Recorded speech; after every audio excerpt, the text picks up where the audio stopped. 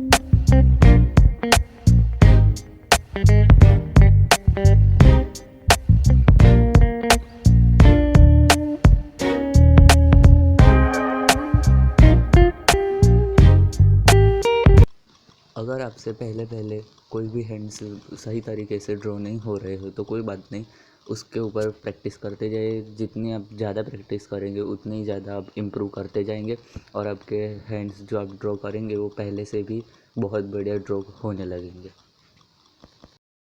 बात तो सही है।